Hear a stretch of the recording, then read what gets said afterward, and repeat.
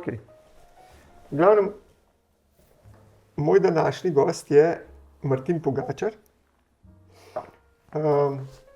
ki je raziskovalec na inštitutu ZRC SAZU. Če sem prav raziskal, si diplomiral na fakulteti za družbene vede, se pravi na FDV-ju, kar si šel na magisterij v London. Tako. Je tako, ne? Je. University College ali nekaj takega. Tako je, University College London. Ja, tako. Pol doktorat, pa to pa do zdaj, dokler nisem šel to gledati, sploh nisem vedel, da imaš tudi doktorat, pa v Novi Gorici. Ne? Zdaj, že to je samo po sebi tako kar pestro, ampak še bolj zanimiv se mi pa zdel tako zvedeti pravzaprav, s čim vse se ukvarjaš. Pol sem probal to nekako skupaj spraviti v en tak povzetek in bi rekel nekako s kulturnim spominom ali pa neki s kulturnim spominom v povezavi s tehnologijo. Ne? Tako, ja. Zdaj, Martin je avtor tudi 2 knjig, oziroma avtor tele Fičko po Jugoslaviji, kjer si v bistvu iz te naše avtomobilske ikone pravzaprav raziskal, odkud izhaja, kaj se z njim dogaja in kakšen je nekak ta zgodovinski spomin nanj, in pa soavtor, ki ste bili pa trije. Sovrednik v bistvu. Kako? Sovrednik. Sovrednik. Tako. Okay. Zgodbe iz konzerve, tam je pa tako še bolj zanimiva po naslovu, da se nekdo spusti raziskati, kaj se dogaja z ribami in konzervami, ker vsi se nekako spomnimo unga mroža, pa niti ne vem, je bila to naša, ni bila naša, mislim, da je bila naša. Eva. Ja, tako Eva, ja. Tizga, ki je pred risanko nekaj skakal. Ne? Tako, zanimiv mi je, dobro, pa se bo o teh še pol mogoče malo več pogovarjala. Zanimiv mi je, ker iz tako najbolj običajnih stvari, a ne koliko neke vsebine vse nosijo.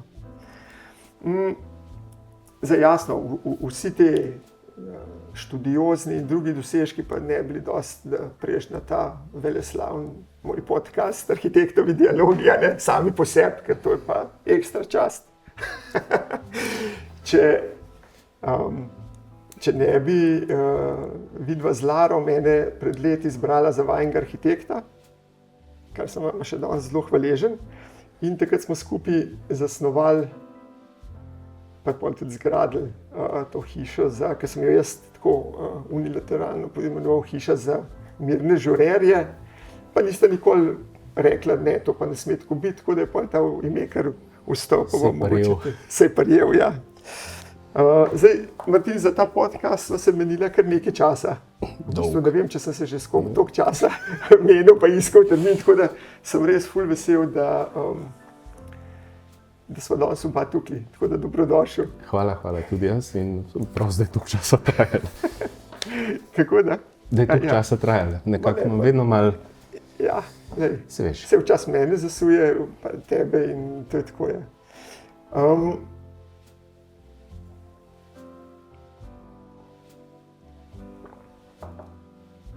Ker sem že omenil to hišo za mirne žurerje, ste imeli že kakšno žurko? Letos. Ne, ja. V redu, saj si že vse povedal. Ja, tudi letos. Mislim, letos Mila vodi. Aha.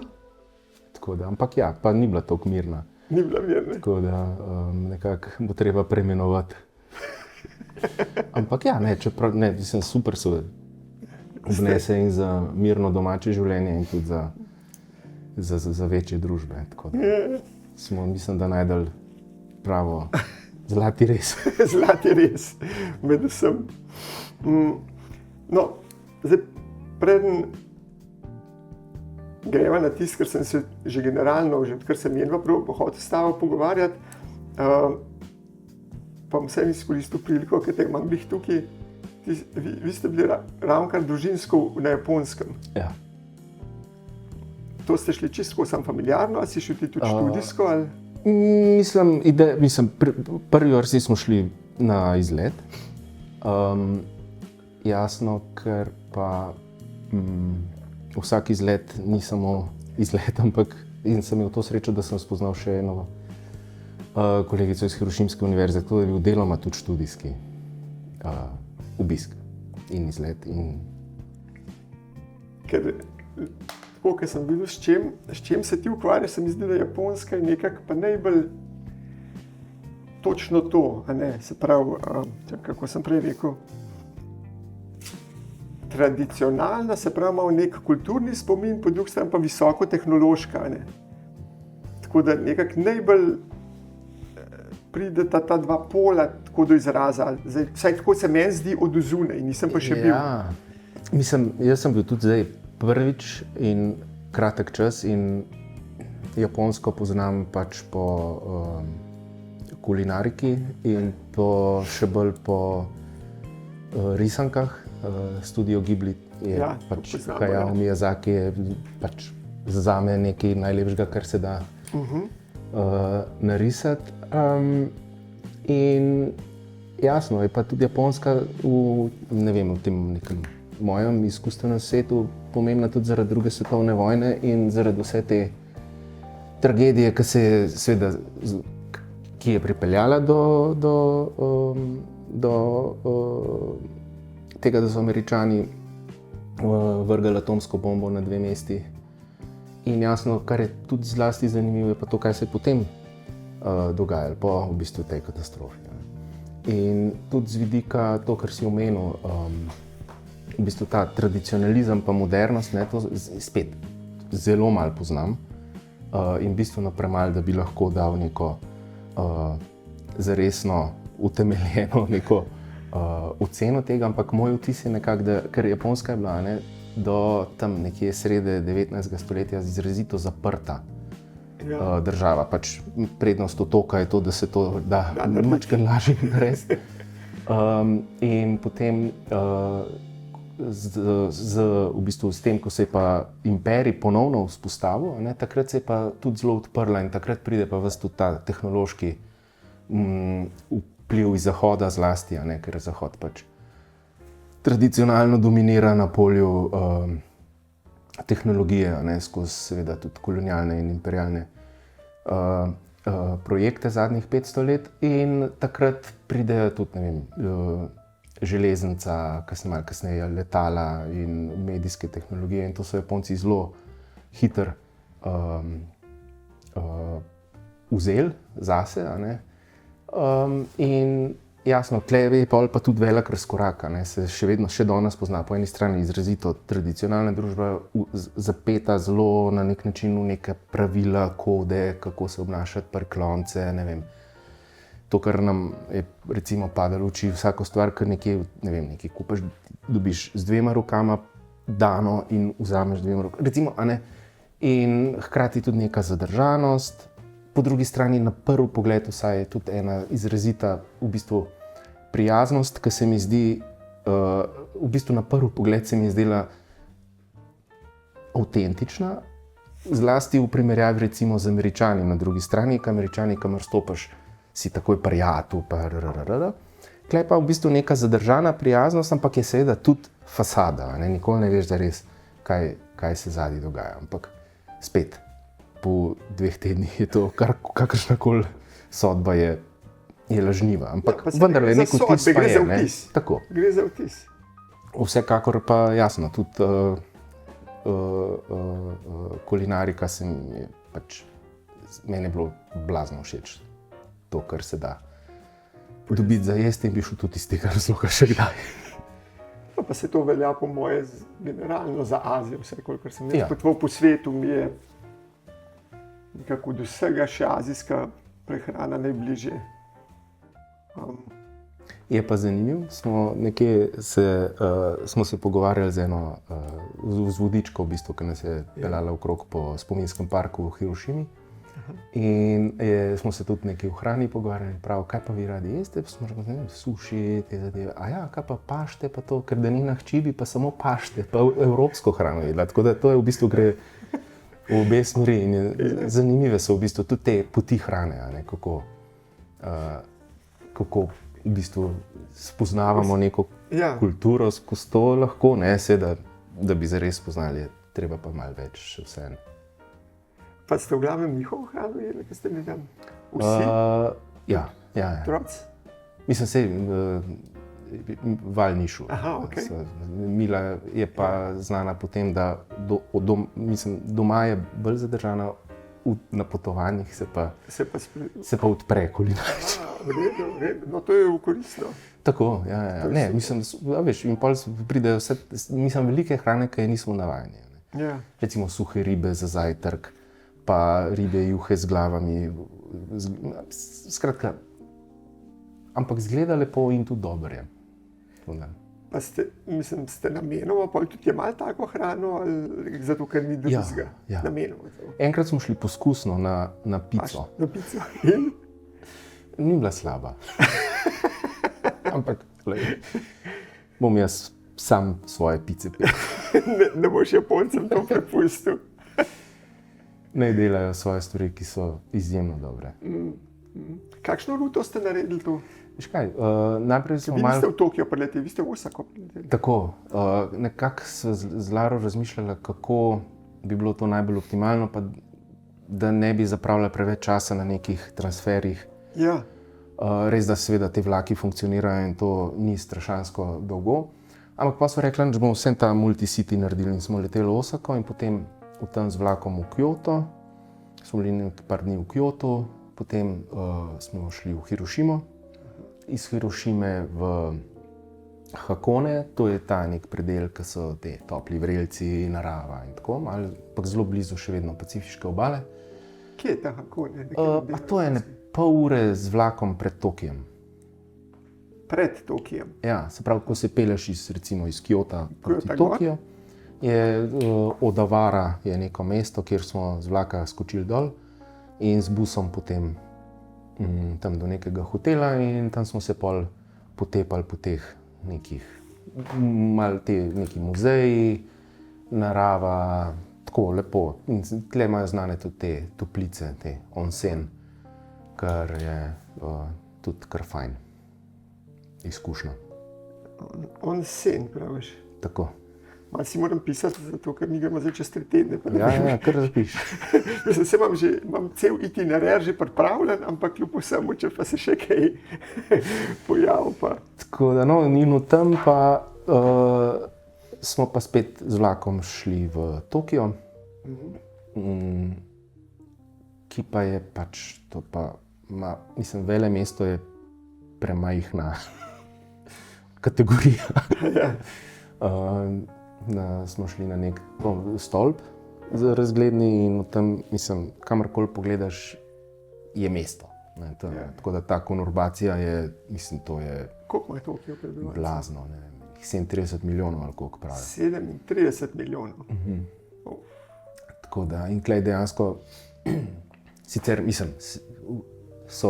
tako kot v vseh teh velemestih, imaš ti te neke Ja, seveda, se to ne more biti en center pa v Brugi. Ne, po centra jaz kot tacga nisem zaznal, so pa te predeli, ki ima vsak neko svojo, ki so v bistvu bila nekoč verjetno mesta. Ja, verjetno, ja. In tako da, in pol iz Tokija domov. Aha, in leteli ste pa iz Tokija. Okej. Ja. No, ker smo gremo v Tokio, pa iz Tokija nazaj, ampak sem tudi ravno to ne bi rad, ker da ti zamenjaš hotel, porabiš en dan. Tako da sem zdaj načrtoval tako, da gremo iz Tokija v Kyoto, pa smo tam čas, pa bomo šli pol še na Oshimo, pa kamorkoli že. Pa nazaj v Tokio, pa smo še tam, pa še tam par stvari popikamo, tako da v bistvu imamo 2 oziroma pa še tisto prvo noč 3 hotele. Ja. Da je čim manj tega. Pa ti si rekel, da ste potovali tudi s temi vlaki, ne? Ja. Ampak da pa se ti ni splačalo imeti to tedensko karto? Ne, jaz sem gledal, za tisto, ne vem, za nas bi prišla v upoštev dvotedenska. Dvotedenska, ja. In zato, kolikor smo imeli teh načrtovanih poti, sem šel gledati, koliko posamezna pot stane in je bilo manj, tako da bi se mogel res furati veliko, da bi se splačalo vzeti ta pes. Pa je problem dobiti pol mesto, pa rezervacijo, pa to ali ne? Prideš, pa greš ali kakšen dan prej? Ne, jaz sem vedno kupil karte vnaprej, kakšen dan, 2, ko smo vedeli točno, kdaj se bomo premikali. Ampak je tako, da so vlaki zares, sploh na teh relacijah med velikimi mesti, to je en za drugim in da ne dobiš mesta, po mojem, da pa smo bili v sezoni. Ne. Ja. Ko je, sicer ni najbolj, poleti ni najbolj ugoden čas, ker je bilo tudi vroče kot svina in še bolj vlažen. Ja. Ko smo prišli v Kyoto, smo stopili ven in bilo, ne vem, 37 stopinj in skoraj 100 postov. In to ni fajn, sploh po celi noči. Ja, to pa res ni fajn. Tako da, ja, in mislim, za nas se je dejansko to obneslo najbolj sprot. Je pa vedno fajn, mislim, smo vzeli lepo rezervacijo sedeža in ja, da imaš to. Tako da prideš tja in to funkcionira, te vlaki Shinkanseni, to gre na sekundo. Ja. In je pa tudi tako, trotel ziher narejen, da kljub temu, da ne znaš jezika in da ne veš točno, kako in kje najdeš in prideš prav. Tako da, po teh postajah, ene postaje so ogromne. Ampak ja, funkcionira. Kako misliš ogromno? Mislim, tako pač enostavno, fizično ogromna postaja. Ne vem, zdaj, okay, to je bilo v Tokiu, podzemne, par teh podzemnih je bilo, to so shopping centri, vlaki se križajo temu, mislim, to enostavno je, zame je bilo to nepredstavljivo. Pa je tudi polno ljudi ali je? Mislim, mi smo zgleda se gibali ob takih časih, da ni bilo strašanske gneče, ne? Ampak ja, če ne pa imaš posebej ljudi, ki bašajo ljudi na vlak. Nekaj, zdaj, kje sem zdaj poslušal tudi nek podcast, da v bistvu Japonska ima zdaj z nataliteto blazne probleme. Aha. V 3 generacijah bojo imeli resen problem, da mislim, te, ki so zdaj, no, imeli vnukov, da mislim, in da ta gneča, tam so rekli, da je gneča, je čist ti privid zdaj, ker čez 3 generacije bo to precej prazen.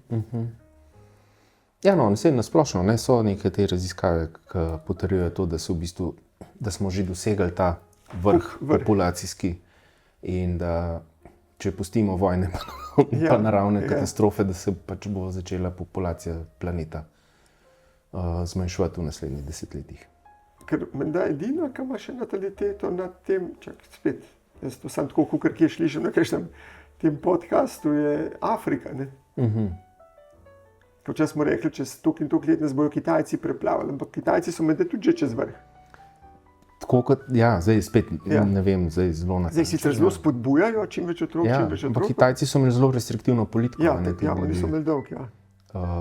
Otrok, kar seveda slej ko prej prinese neke težave. Ne.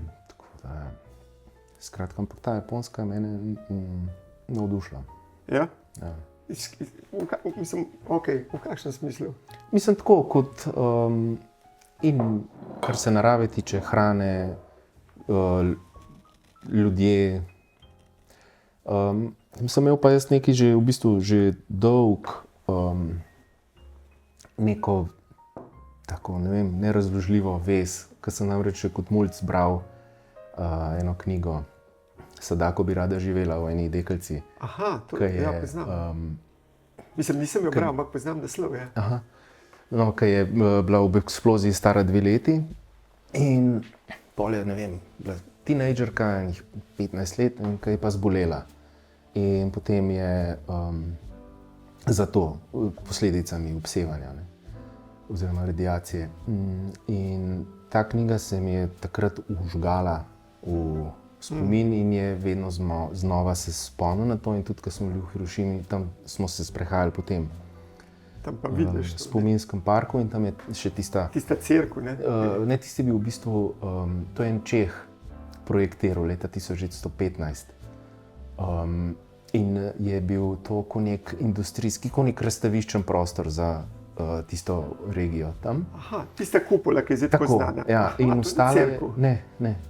Okay. Ostala je pa zato, ker je železobetonska bila, ker pretežno gradnja v Hirošimi je bila lesena. Tako kot recimo se boš videl v Kyotu. Kyoto je praktično še danes cel lesen in ima tudi en zelo fin vonj. Mene je ta vonj tam navdušil. Na drugi strani seveda Hirošima po eksploziji, tamle, ne vem, to je 600 metrov nad zemljo, Ja. je bomba eksplodirala in tamle, ne vem, pa je milijon stopinj, na zemlji bilo pa tam 3 do 4 tisoč, ne, tako da to je enostavno v trenutku šlo vse v prah, a ne. Ja, ja. In tudi, jasno, vse stavbe je dobesedno odpihnili pa požgali in zato je pol tudi kasneje, ko se je to malo začelo ohlajati vse skupaj, je padel ta črn dež in pa bilo vse, mislim, skratka, grozljivo. Tudi ta muzej je, tam so razstavljene kar zelo nazorne fotografije, zlasti pa kakšne obleke, ki so jih, ne, ki so ostale in tako. In gužva je bila nepopisna tam, ampak tišina kompletna, brez prerivanja, brez in jaz ne vem, imajo Japonci tako zelo od takrat, a ne, prej je bila to imperialna sila, seveda med vojno in pred drugo svetovno vojno so grozljive stvari počeli drugod, a ne. Ja. Ampak po drugi svetovni vojni so šli pa v izrazito to kulturo miru in tudi vozijo otroke, še, mislim, in vidiš od praktično od dojenčkov do starih ljudi in letos je bilo še toliko več obiska. Po eni strani zadnjih parih letih ga opažajo več zaradi Oppenheimerja, Aha, zaradi filma. In seveda letos je bila pa tudi 80. obletnica bombe. Aha. Tako da, in ja, mislim, ta zgodba mi je od takrat ostala z mano in tle mi je bilo tako prav ganljivo na nek način, ko vidiš vso to, mislim, kakšno uničenje in tragedijo povzročijo neki bebavi blodnjaki, ne, ki se grejo vojne. Ja. Na vseh koncih. Ja. Ja. Ja. Kar je mene pred časom presenetilo, ker zmeraj govorimo o Hirošima pa Nagasaki, a ne, in da se to ne bi več ponovilo. Pa sem pa slučajno na en video naletel, sploh se nisem zavedel, sem vedel, nisem se pa zavedel, da na svetu nista, ker zdaj gledamo tako, če bi zdaj eksplodirala bomba, bi bilo pa kar konca, ne. Da na svetu nista eksplodirala samo te 2 bombe, ampak jih je po vojni eksplodirala še, ne vem, 20 ali 30 svojih. Na stotine. A na stotine celo. Dobro, zdaj ne vem cifre, no, ampak te ne. poizkuse so delali In na otočju, in v zraku, in v tako, pod zemljo. Pod zemljo, vse živo. Tako da ja, mislim, Američani so v Pacifiku, A Francozi, a niso Francozi? Pa Francozi tudi. Francozi so v Pacifiku. Sovjeti so itak imeli Dovolj. ja, in to je, mislim, So pa kakšno luknjo, kakšnemu meteorju pripisali. še zdaj imaš dejansko nedostopna območja na pacifiških atolih, a ne, kjer so to, ker je pač neprimerno za življenje še vedno. Ampak kako to, ker Hirošima pa je že primerna za življenje, da to ljudi tam živi? Ja, se pravi, bombi, ki sta padli na Hirošima in Nagasaki, sta bile bistveno manjši kot vse, kar so potem razvili in tudi, zdaj to spet ne bom znal natančno opredeliti, ampak tudi ta tip radioaktivnega elementa v bombah je bil drug kot v teh kasnejših. In tako da in dejansko se, jasno, bilo je ogromno bolezni zaradi, mislim, največ ljudi je umrlo takoj, neposredno po eksploziji ali zaradi, pač ker jih je tako hudo užgal, ali pa potem zaradi radioaktivne bolezni. In grede, če kdaj naletiš, ena zelo fina je strip in tudi risanka, Bosonogi gen. Je enemu fantku, ki po tej katastrofi tava po mestu. V glavnem, in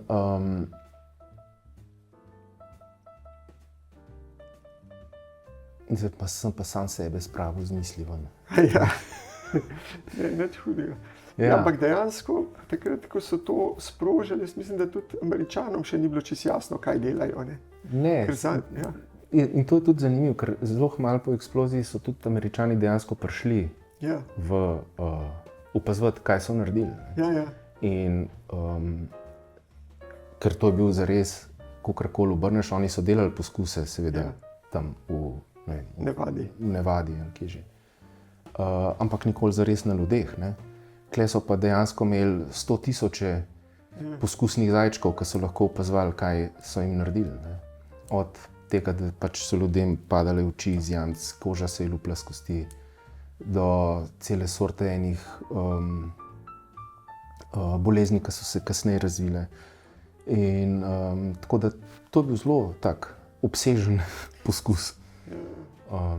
In dolg časa še, in seveda, kmalu po eksploziji ti ljudje tam niso vedeli zares, kaj se je zgodilo. Ne? Ja, Samo ena velika bomba je eksplodirala, ne?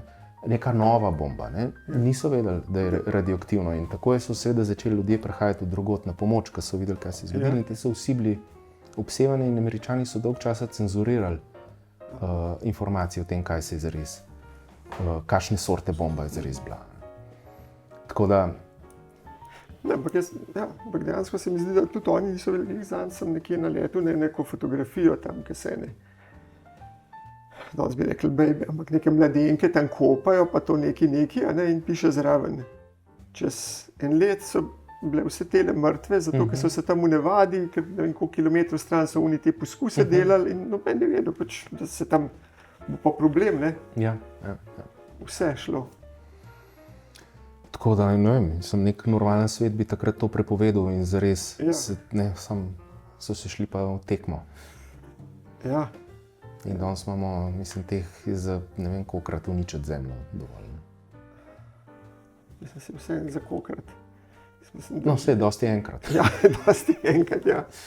Imaš pa dovolj teh psihopatov s prsti na rdečih gumbih, kar nikoli ne veš. Mislim, nekje sem zasledil 12-krat je bil svet po drugi svetovni vojni rešen pred to vrstno kataklizmo, zaradi tega, ker nek low level ni izvršil ukaza.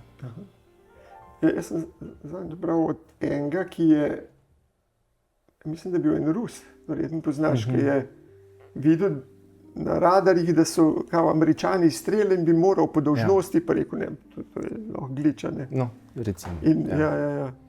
Ampak po drugi strani sem pa, kdo je imel zadnjič podcast, tale Steve Bartlett je imel z nekimi parimi eksperti na to temo, in so rekli, da menda Rusi imajo celo tako, da imajo tudi dead hand trigger, ne.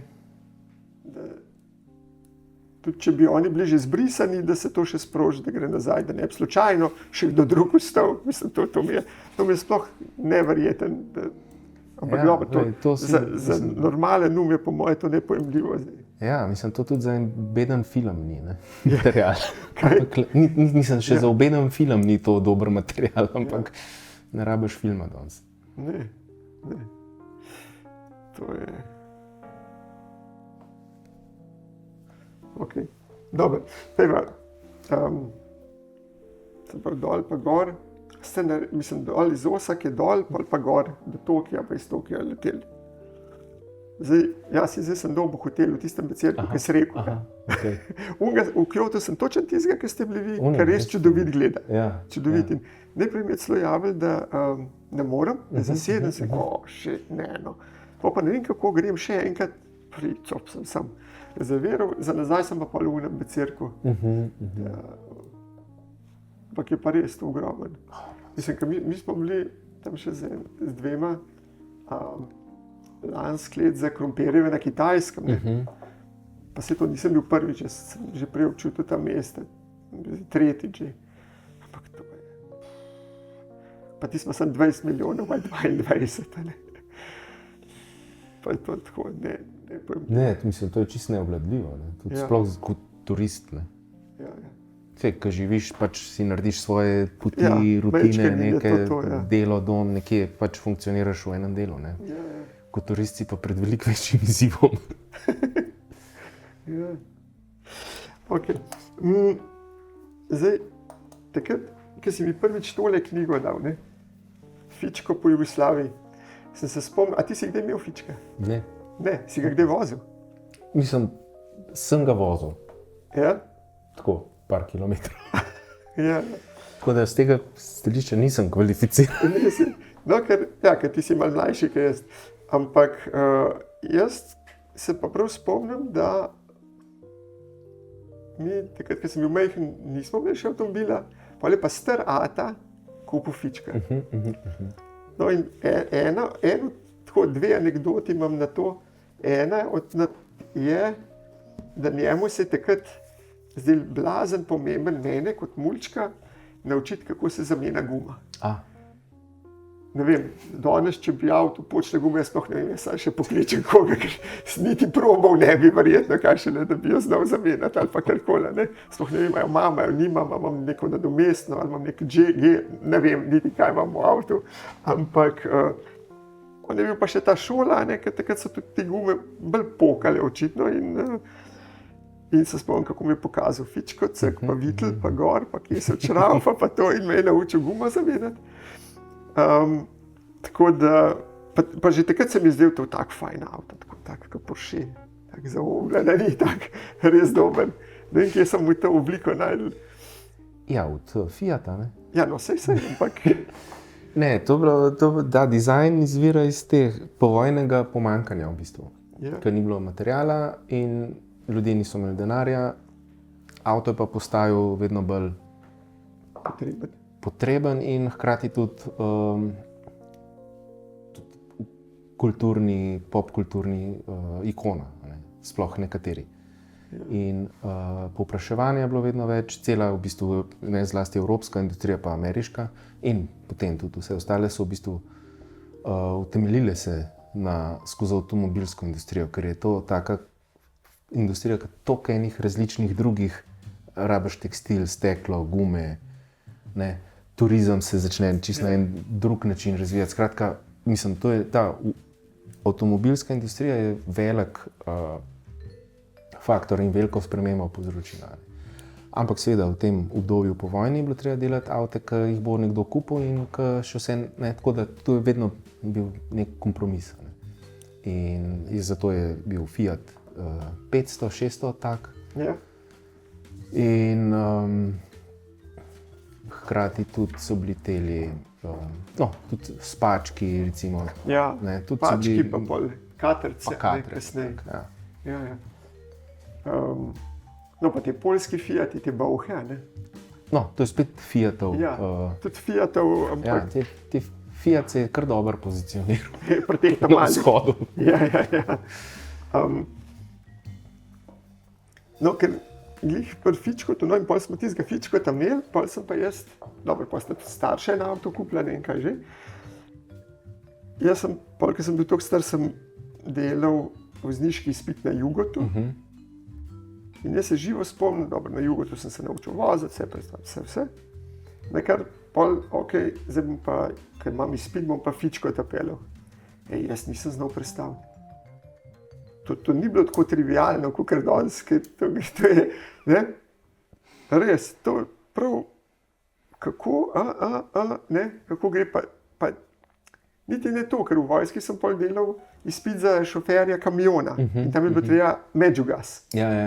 Kvačilo medžugas, ampak ti se laži, tle pa nisi vedel, a bo šlo not ali ne bo šlo not, sploh prva je bila zelo tako, še malo zaškripal, kakor ne, in si moral, vem, moja mama je ful to obvladala in je znala tisnot, jaz ga nisem mogel voditi, tako da sem ga v bistvu zelo malo vozil. In zato sem te vprašal, če si ga ti, ker ni bilo tako trivialno. Ja, mislim, ko sem jaz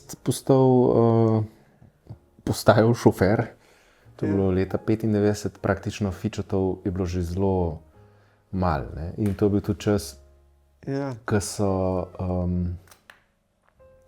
toliko malo po razpadu, da ni bila to še neka vroča roba nostalgije. Da bi jih dočuval, ja. Ampak je bil še vedno ta simbol tega zablodelega socializma. Ne? Ja. In so zgodbe razne, kako so končavali v grabnih, rezali strehe, pa si splave delali z streh, pa svašta. Tako da takrat jih je ogromno šlo.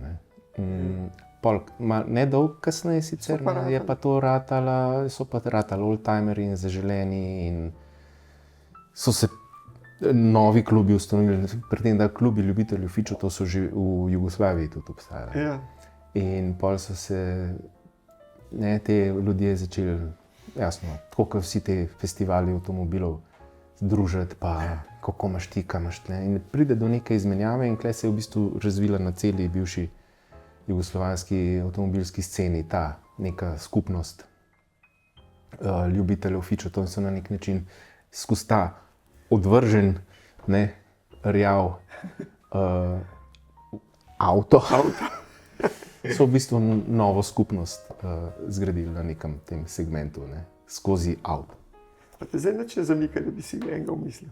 Pa mislim, le jaz lahko Ti klepam človek z besedami, 100 hobijev. ne moram pa zašraufati nekaj, mislim, nimam. Ne zašraufati, ampak se lahko obnovljenega bi vzel. No, vem, ampak to je vse en avto, ki ga moraš vzdrževati. Ja. Moraš znati vedeti, kaj, če ne vem, nekaj odleti, da zamena. Tako da tega pa talenta pa nisem nikoli, ne bom rekel, da ga nimam, ampak nisem ga gojil. Ampak odkje pa si pol prišel na idejo, da bi prav v fičku to pisal? Ma, ne vem, to je v bistvu se zgodilo dosti po naključju. Delali smo neko knjigo, ki je v bistvu sočasno s to išla, je bilo naslov Made in You. In smo noter, tam so obdelani neki predmeti, zlasti iz časa Jugoslavije. In ne vem, kako sem jaz prišel do tega, da bom naredil zdaj en članek o fičotu. In bolj, ko sem to delal, bolj sem videl, da je tukaj ogromno enega materiala, ne? In imaš celo, v bistvu, kar je meni všeč, to, kar si tudi na začetku rekel, ne? Te neki predmeti. Ja. Meni je zanimivo, ker so dosti banalni in konzerva isto. Ja. Ampak vseeno, zdaj odvisen, kako pogledaš ti te predmete. Ne? Lahko je pač tam neka rjava jajca, ne? Lahko pa na drugi strani vidiš, da je to vseeno se skozi ta predmet, ali skozi fičota, ali skozi konzerve, ali konec koncev tudi čez APN, motor, ne vem, svašta, ne, se v teh predmetih odkrižajo zgodovine raznih zadev. Ne. Recimo v fičotu imaš pač, fičo je bil znan kot avto, ki je motoriziral Jugoslavijo. Ne. Ja. Spravil državo na kolesa. Ne. In tukaj se kaže vse to, od tega, kako se je jugoslovanska industrija v zelo neugodnih razmerah po drugi svetovni vojni vzpostavljala, do vse te periferne oziroma podporne industrije, ne, ki se je razvijala ob tem, do turizma, do seveda, kako je potem ta avto prišel v popularno kulturo, film, muziko, literaturo. Tako da, ko začneš gledati na en predmet skozi tak, recimo temu pogojno, kulturološki pogled, vidiš marsikaj. In konzerva recimo je zelo podoben. Tukaj se v bistvu s tem, da mogoče še bolj. Ker konzerva je v bistvu prvi množično proizvajan industrijski prehranski predmet. In spet, če gledaš ti na konzervo kot na predmet ali pa tehnologijo, ki v bistvu hrani podaljša obstoj, vidiš, da to gre praktično do, tisoče let nazaj. Se je človek ukvarjal s tem, kako hrano narediti užitno tudi še jutri, ali pa čez en teden, ali pa čez en mesec. In od tle naprej imaš ti soljenje, dimljenje, fermentacijo, utapljanje v maščobi. In recimo model, ki si je izmislil konzervo oziroma konzerviranje postopek, to je bil nek Francoz, Nicolas Appert, ki je na začetku 19. stoletja v bistvu razvil to metodo na Napoleonov razpis, ki je iskal, kako zagotoviti, da bo vojska lahko šla na dolge poti in pač nekaj jedla. In on je pač poznal neke te kulinarične zgodovine in je vedel, da recimo v Franciji zlasti so dobro razvito metodo imeli konzerviranja rib v maščobi. In pol je to razvil in je vzel stekleno posodo, dal noter hrano, jo prekuhal in zaprl in zatisnil in to je funkcioniralo. Zdaj, seveda, steklo je malo neugodno za transport, Tako da je pol že zelo malo so pa Angleži, pa tudi pa Španci, pa pol nedolgo zatem tudi v Ameriki so v bistvu začeli uporabljati kovino za izdelavo teh škatel. A ne? In tako se je v bistvu ta industrija začela. Seveda najprej niso čisto dobro vedeli, kako pa zakaj to deluje in je bilo šele pol Pasteur je pogruntil, da v bistvu ti s segrevanjem pobiješ te kvarne organizme.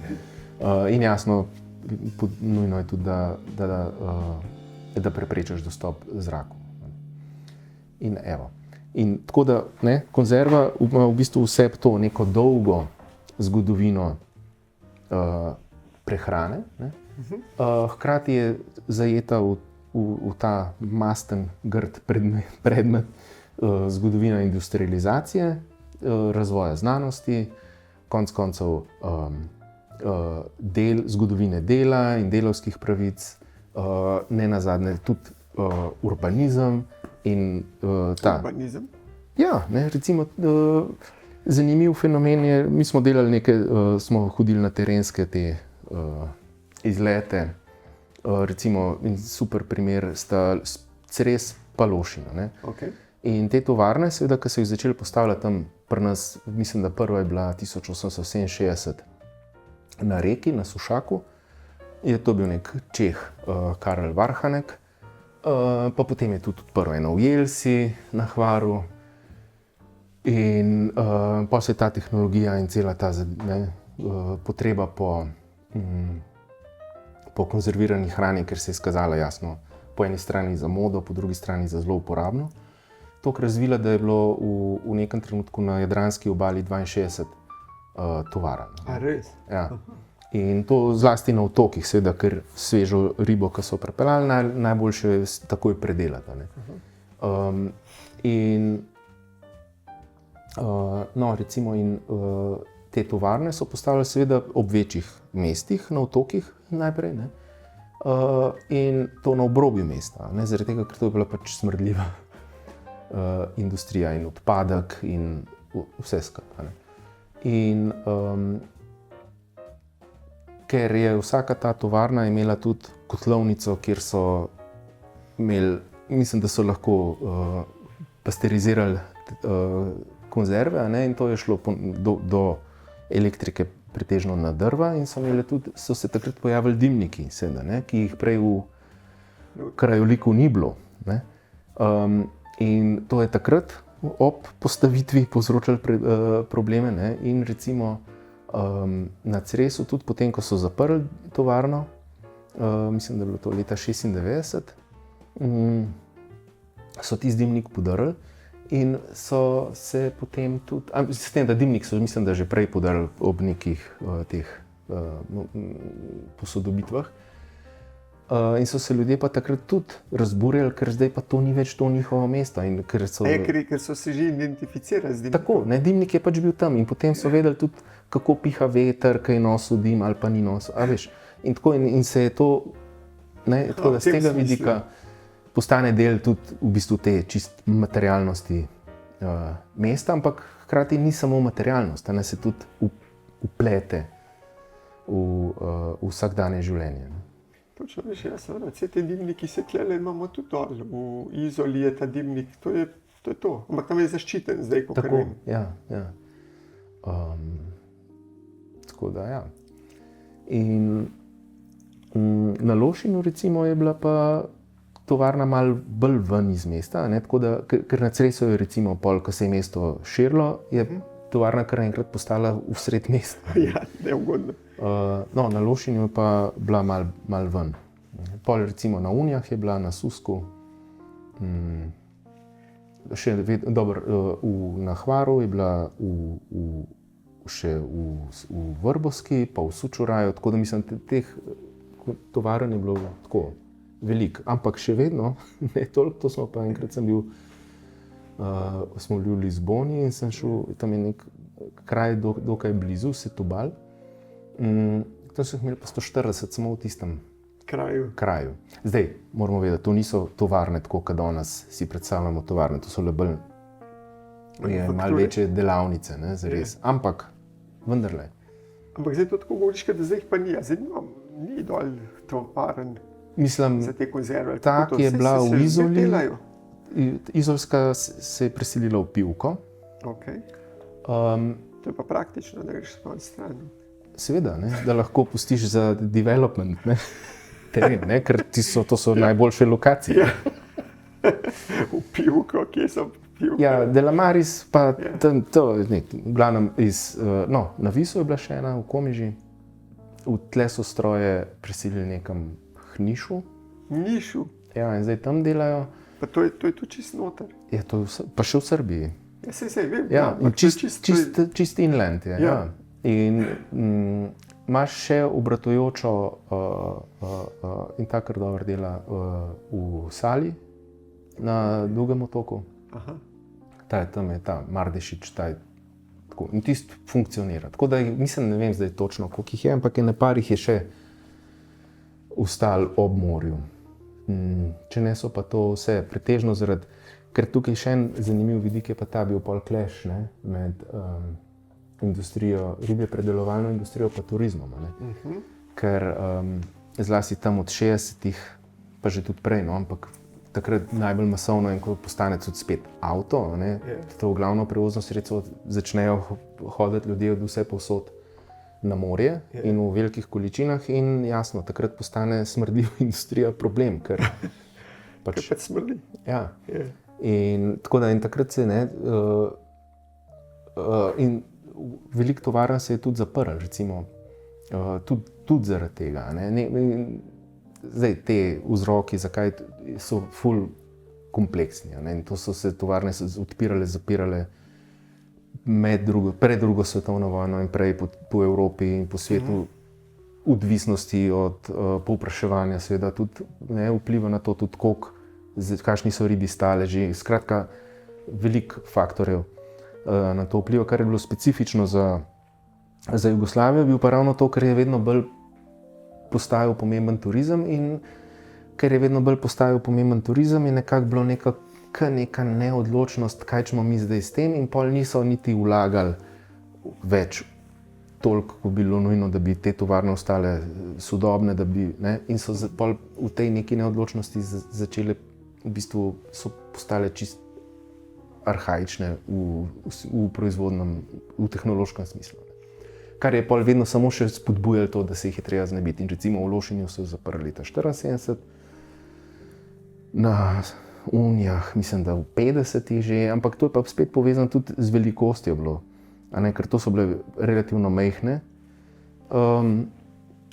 tovarne in pol, ko pride seveda tudi elektrika pa hladilnice, pol tebi ni treba več tistega ulova takoj predelati, ampak ga zbereš in rajš peleš na obalo in tam je neka večja tovarna, ki bo to predelala, kar pomeni, za ta male ni več posla. Ne. Tako da, skratka, mislim, izjemno zanimiv in pa tudi kompleksen ta zgodovinski presek in kar je meni tukaj fascinantno, je to koliko se enih teh, skozi en ta predmetek, ki ga držiš v roki, Konzervo, ja, banane. koliko se enih stvari prepleta v tem.